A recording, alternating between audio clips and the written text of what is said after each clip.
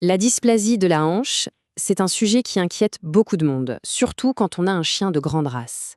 On se demande tous comment faire pour que les futures générations de chiots soient en meilleure santé. Eh bien, tout passe par le dépistage. Alors, concrètement, qu'est-ce que ça veut dire? Ça veut dire que cette maladie peut vraiment gâcher la vie d'un chien avec des douleurs chroniques, une mobilité réduite. C'est terrible. Du coup, le but du dépistage, il est super simple en fait. C'est de donner aux éleveurs les meilleurs outils possibles pour qu'ils fassent des choix de reproduction plus intelligents. L'idée, c'est de réduire la souffrance, tout simplement. La vraie question, c'est donc comment on la dépiste, cette fameuse dysplasie? Et surtout, est-ce que les tests qu'on utilise aujourd'hui sont vraiment fiables? C'est pile à ce qu'on va creuser ensemble en regardant ce que la science nous dit là-dessus. Allez, on commence tout de suite avec la norme établie, le grand classique si on veut, le score OFA.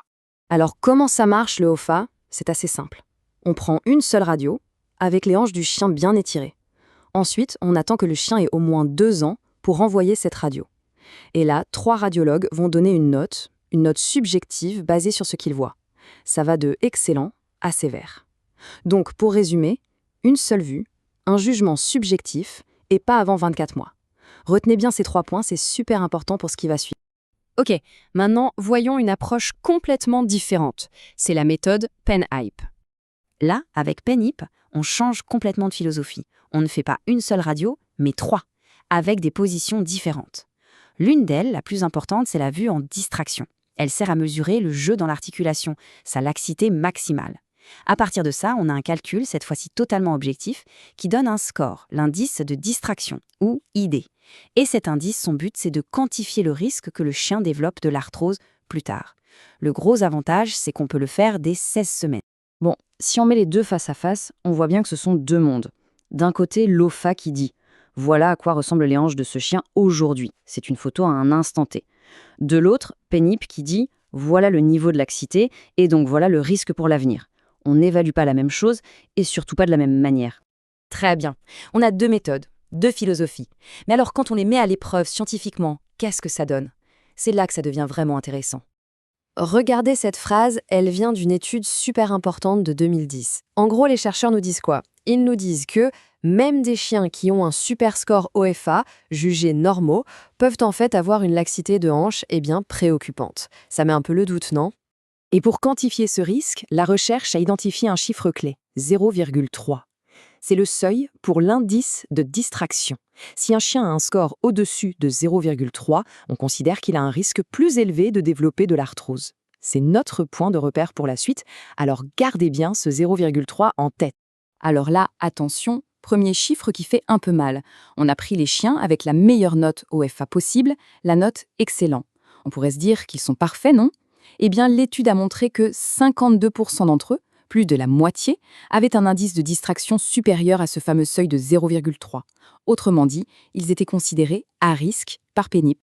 Et ce n'est que le début. On descend d'un cran, on passe aux chiens notés bons par l'OFA.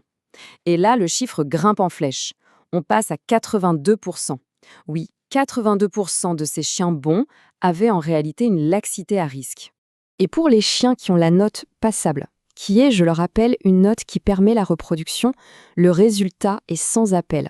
On atteint 94%. Quasiment tous ces chiens jugés normaux par l'OFA étaient en fait à risque. C'est énorme. Ok, ces pourcentages sont assez dingues. Mais au-delà des chiffres, concrètement, qu'est-ce que ça implique pour un chien au fil des ans? Une autre étude a justement cherché à répondre à cette question. Et pour ça, rien de mieux qu'une étude qui a suivi un groupe de labradors, littéralement de leur jeunesse jusqu'à la fin de leur vie. Et les résultats sont éloquents. Parmi les chiens qui avaient un score normal de l'OFA à l'âge de 2 ans, 55%, plus de la moitié, ont fini par avoir une dysplasie visible sur les radios plus tard. C'est déjà beaucoup. Mais le plus fou, c'est qu'en regardant au microscope, 92% de ces mêmes chiens normaux avaient en fait de l'arthrose. Pendant ce temps, la méthode PennHIP, avec son indice de distraction, elle avait prédit ce risque d'arthrose pour 98% d'entre eux.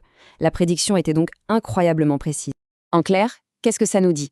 Ça nous dit que la chance qu'un chien normal, selon l'OIFA, le reste vraiment toute sa vie, eh bien, elle est faible. Il n'avait que 45% de chance d'éviter une dysplasie visible à la radio. Et encore pire, seulement 8% de chance de ne pas avoir du tout d'arthrose, même au niveau microscopique. Avoir un score normal n'était donc absolument pas une garantie de bonne santé future. Alors, si on rassemble toutes ces pièces du puzzle, qu'est-ce que ça nous apprend? Bon, premier point, et c'est le plus important, le vrai ennemi, le facteur de risque numéro 1 pour l'arthrose, c'est la laxité de la hanche, ce jeu dans l'articulation. Deuxième point, la méthode OFA, avec sa seule radio en extension, a tendance à passer à côté de cette laxité, à la sous-estimer. On l'a vu, plein de chiens notés normaux sont en fait à risque. Et donc, troisième point, l'indice de distraction de PANIP s'avère être un bien meilleur outil pour prédire l'avenir des hanches d'un chien. C'est beaucoup plus fiable pour estimer le risque d'arthrose. Au final, toutes les preuves scientifiques pointent dans la même direction. Pour vraiment lutter contre la dysplasie de la hanche, la priorité absolue, c'est de mesurer la laxité. Du coup, la question qui se pose est assez simple, mais elle est cruciale. Avec tout ce que la science nous montre pour la santé de nos chiens, n'est-il pas temps de se demander si le test de référence est toujours le bon?